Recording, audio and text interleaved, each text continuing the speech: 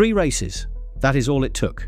Formula One launched its biggest rule change in 60 years on March 8th, and by April 20th, the FIA, the teams, and the engine makers had already agreed to rewrite the rules mid-season. The fixes go live at the Miami Grand Prix on May 1st. The drivers say they are not enough. What exactly is changing at Miami? What does each fix do? And what happens to the entire 2026 formula if the patch does not hold? On Monday, April 20th, the FIA called an emergency online meeting with all 10 teams, all 5 engine makers, and Formula One management. The session lasted hours. The result was clear. Every single group agreed on a package of mid-season rule changes that take effect at Miami. No pushback, no holdouts.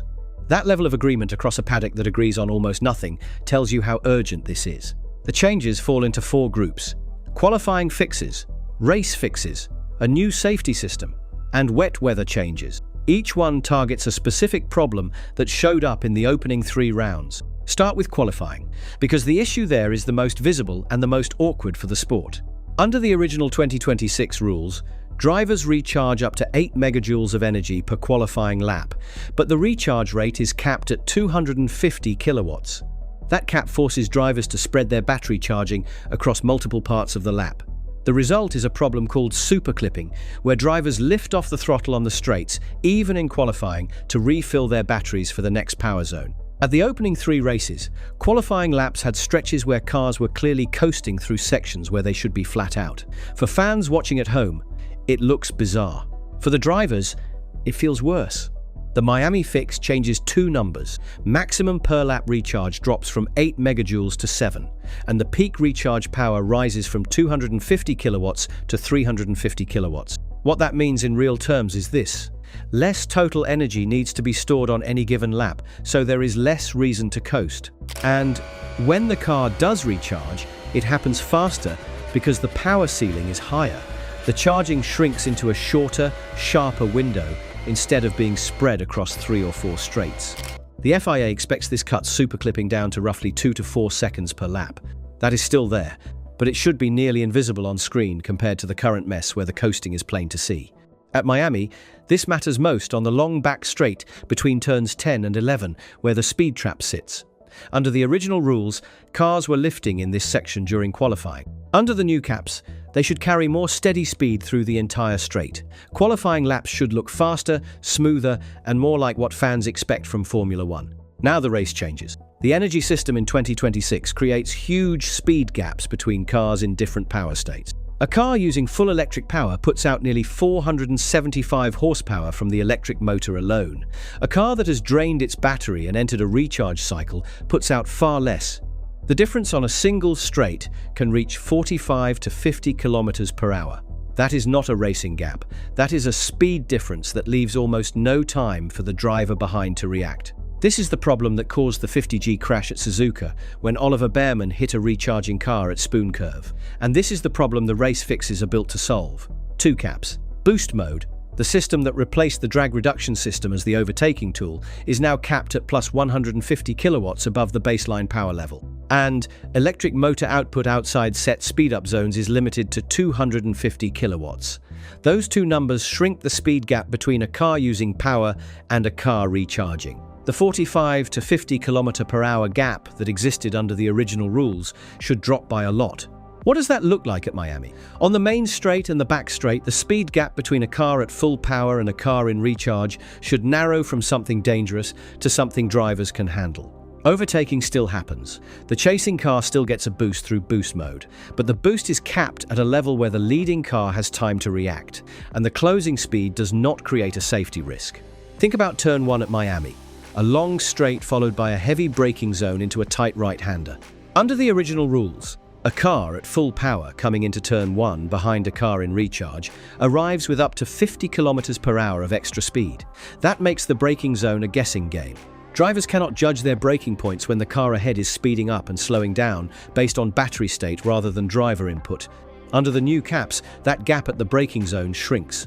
Drivers can race each other into turn 1 based on skill, placing, and nerve, not battery luck. The same goes for the back straight between turns 10 and 11. That is Miami's main overtaking zone, and it is where the new caps will be most obvious. If the changes work, You should see more normal side-by-side racing through that section, instead of one car blowing past another because of energy state alone. The third group is a brand new safety system that did not exist before Suzuka: low power detection. If a car's speed-up rate drops below a set point, meaning it has entered a sudden recharge cycle, the system kicks in on its own and feeds electric motor power to keep the car moving at a safe minimum speed. It does not stop the recharge cycle from happening. It stops the car from becoming a near-still target on a racing line where the car behind is arriving at full power. On top of that, flashing rear and side warning lights now turn on whenever a car enters a low-power state. This is new. Under the original rules, there was no outside signal that a car ahead was about to lose speed. The driver behind had to figure it out from data on the steering wheel or from the car ahead growing in their windscreen. At Miami, the warning lights change that. When you see a car's rear lights start flashing in a new pattern, that car is in a low-power state. The driver behind knows. And if you are watching on television, you will see it too. Wet weather changes round out the package. Higher tyre blanket temps for the wet-dry tyres. Lower energy recovery torque in the rain. Simpler rear light patterns that cut through spray better. Miami is not a wet race in most years, but the rules apply at every track from this point on, and the torque cut tackles the same speed gap problem in conditions where you can barely see. So those are the fixes. The question now is what they actually change at Miami across an entire race weekend. And this is where the sprint format matters. Miami is a sprint weekend. That means sprint qualifying on Friday afternoon, the sprint race on Saturday morning, full qualifying on Saturday afternoon, and the Grand Prix on Sunday. 4 racing sessions across 3 days, all running the new rules for the first time. The sprint is the FIA's first real-world test. If the qualifying fixes create a clearly different feel in Friday's sprint qualifying, if the cars are flat through the back straight instead of coasting, the story changes before the main event. If the sprint race on Saturday shows smaller speed gaps and cleaner passing, the heat on the FIA drops heading into Sunday. If the sprint looks the same as Suzuka, that heat builds fast, because it means the caps are not enough, and the torque moves from fine-tuning to full redesign. The data to watch is clear: speed trap numbers on the main straight and back straight. If the spread between the fastest and slowest speed trap readings for the same car across a single lap drops, the super clipping fix is working. If the speed difference between 2 cars on a straight during the sprint race drops below 30 km/h each time, the caps are doing their job. The engineers in every garage will have these numbers within minutes of the first session ending, and those numbers will shape the next 6 months of Formula One rule talks. The pecking order is the other question Miami needs to answer, and it might be the bigger one for the title fight. Mercedes has won every race in 2026. George Russell and 18-year-old Kimi Antonelli have taken all 3 wins, with Antonelli now the youngest title leader in Formula One history. The cap changes could, in theory, narrow the Mercedes edge if their lead comes from energy use strategy rather than raw engine power. But if Mercedes simply has a better engine, the caps change the racing product without changing who wins. Ferrari sits second, but has been closer to the midfield than to Mercedes. Charles Leclerc and Lewis Hamilton have shown strong qualifying pace in corners, but lose everything on the straights. If the caps shrink straight-line speed gaps, Ferrari could close ground at a circuit like Miami, where the straights are long and the corners reward grip. Red Bull is adjusting to its first season, running a works engine through the Red Bull-Ford deal. The team that ruled 2023 and 2024 with the most effective chassis on the grid is now learning a power unit it built from nothing. Max Verstappen fought from 20th to 6th in Australia, proving the chassis still works, but the engine and power use strategy are not there yet. McLaren, the team that owned 2025 and won last year's Miami race with Piastri, is in trouble. Twin electric failures at the Chinese Grand Prix left both cars stuck in the garage. The team is still trying to get its head around the new power unit design, and the cap changes may actually help McLaren more than most because they lower the cost of getting the energy use wrong. If your power strategy is not perfect, a lower cap means the gap to the teams who got it right is smaller. Mercedes, the title-leading team with every reason to protect the current rules, pushed for caution. Their message was clear: use a scalpel, not a baseball bat.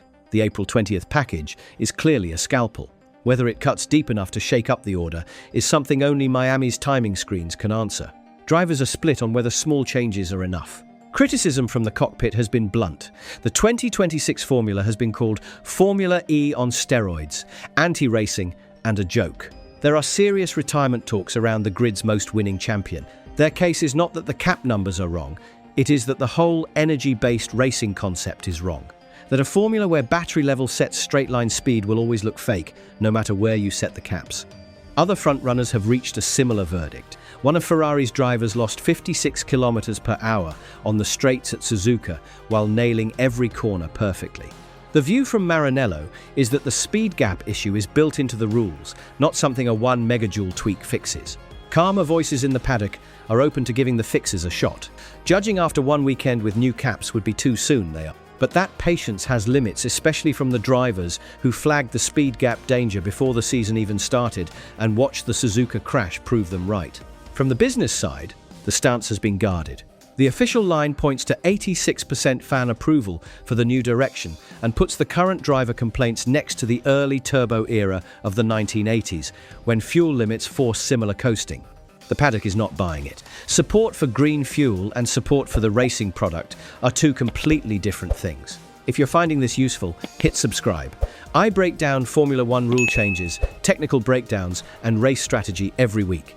The bigger question behind all of this is what happens after Miami. If the tweaks work, the 2026 rules survive. The story shifts from crisis to growing pains. The FIA can point to the tweaks and say the system fixes itself. More changes likely follow through the summer, slowly smoothing the energy cycle until the racing reaches a level the drivers and fans can accept. For the title fight, a working patch changes the maths. 17 races remain after Miami. If the caps let Ferrari, Red Bull, and McLaren close the gap to Mercedes, the championship opens up. Antonelli's points lead, built in 3 dominant weekends, becomes exposed if the field tightens. A closer grid means more mixed results, more strategy calls that actually matter, and more reason for fans to watch every session. There is also the question of how fast teams can work the new cap limits. The April 20th caps are fixed numbers, but the work behind getting the most out of power use within those numbers is not. The teams that adjust fastest to the new settings gain ground at Montreal, Barcelona, and Silverstone that stacks up through the season. Miami is the first look. It is not the full picture. If Miami does not work, the talk moves somewhere much harder, toward 2027, toward a possible rewrite of the active aero and heavy hybrid ideas that sit at the heart of the 2026 rules. And that rewrite comes with a political mess that has no clean fix. The 2026 rules brought in Audi, Honda, Ford, and Cadillac. These makers put in billions based on the current setup. Without the 2026 rules, at least one of those makers would not be in Formula One at all.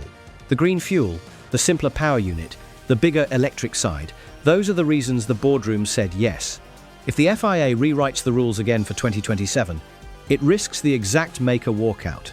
The 2026 rules were built to stop. The tension between keeping 5 engine suppliers happy and giving the drivers a racing product worth driving is the kind of problem that does not go away on its own. There is also the money.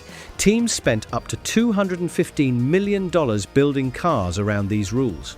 A major rule change for 2027 forces another full build cycle. The bigger teams handle that. The smaller teams, including Cadillac, built their whole plan around the stability the 2026 rules were supposed to bring. The biggest rule change in Formula One history faces its first real test on May 1st. The FIA called these rules the future of the sport. 3 races in, they are already rewriting them. Whether Miami proves the patch works or shows the need for something far bolder decides whether the 2026 formula lasts the season, or whether Formula One heads into the summer break already writing 2027. That answer starts with sprint qualifying on Friday afternoon. And every team boss, every engineer, and every driver on the grid is watching the same numbers, not just who wins. Whether the racing looks like a sport again,